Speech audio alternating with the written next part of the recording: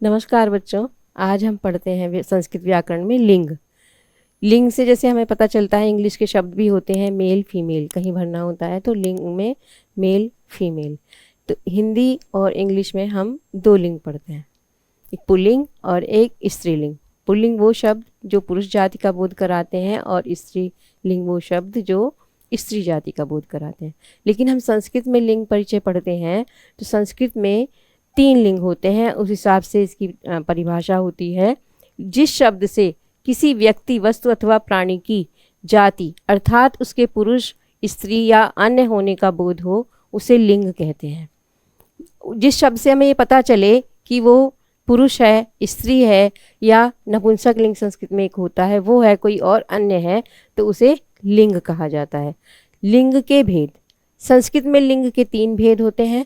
पहला पुल्लिंग, दूसरा स्त्रीलिंग, तीसरा नपुंसक लिंग। पुल्लिंग जिस शब्द से पुरुष जाति का बोध हो उसे पुल्लिंग शब्द कहते हैं। जैसे रामः, बालकः, सिंहः, शिक्षकः। इससे हमें पता चल रहा है रामः, राम एक लड़का है, इससे पता चल रहा है वो पुल्लिंग है। बालकः एक बालक है, वो उससे पता चल रहा है कि वो पुल्लिंग है। सिंह शेर, शेर से भी पता चल रहा है पुल्लिंग है। अगर शेरनी होता तो वहाँ पे होता स्त्रीलिंग है। शिक्षिका, शिक्षिका से ही पता चल रहा है कि ये पुल्लिंग है। अगर यहाँ पे शिक्षिका की जगह शिक्षिका होता तो लगता कि ये कोई जो अध्यापिका है।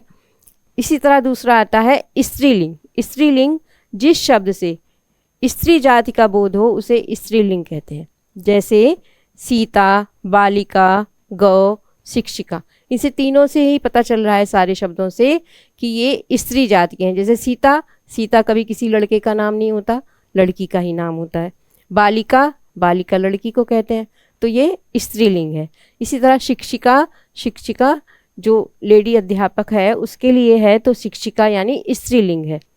उसके बाद आते हैं नपुंसक लिंग। नपुंसक लिंग जिस शब्द से ना तो पुरुष जाति का बोध हो और ना स्त्री जाति का, उसे नपुंसक लिंग कहते हैं। यानी वे शब्द जो ना तो पुल्लिंग में आते हैं कि उनसे पता चले कि ये पुरुष जाति के हैं, ना स्त्रीलिंग में आते हैं कि पता चले वो स्त्री जाति के हैं, उनके लिए उन्हें कहते हैं संस्कृत में नपुंसक लिंग। उसमें वो शब्द आते हैं फलम, जलम, पुस्तकम।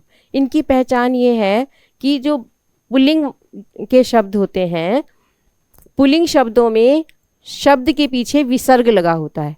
एक वचन में विसर्ग लगा हुआ होगा तो इससे पता चलेगा ये पुल्लिंग शब्द है। स्त्रीलिंग में शब्द की में कोई ना कोई मात्रा होती है, जैसे सीता, बालिका, नदी, मती, जो भी होगी कोई ना कोई यहाँ पे मात्रा होगी जिससे पता चलेगा कि स्त्रीलिंग है।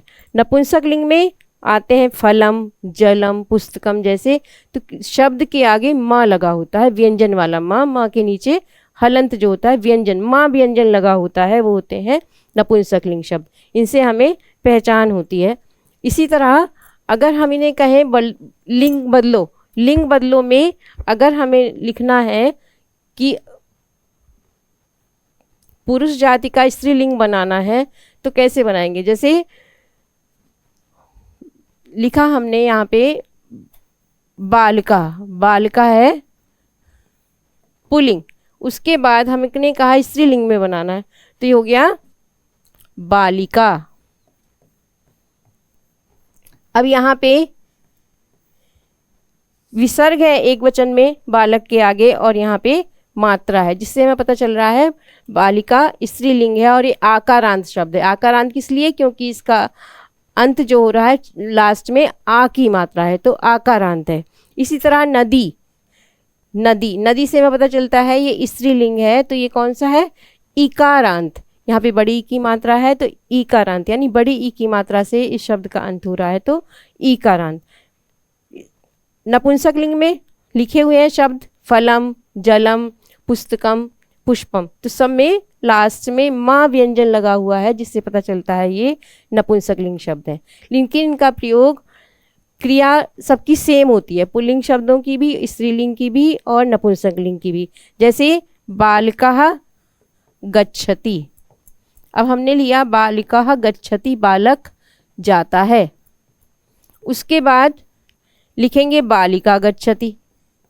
तो क्रिया एक ही है, कर्ता में खाली पुल्लिंग स्त्रीलिंग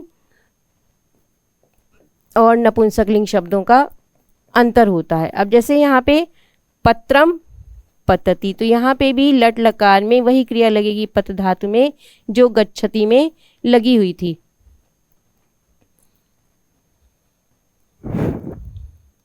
जैसे पत्रम पतति। उम्मीद है कि आपको ये समझ में आ गए होंगे लिंग। नमस्कार।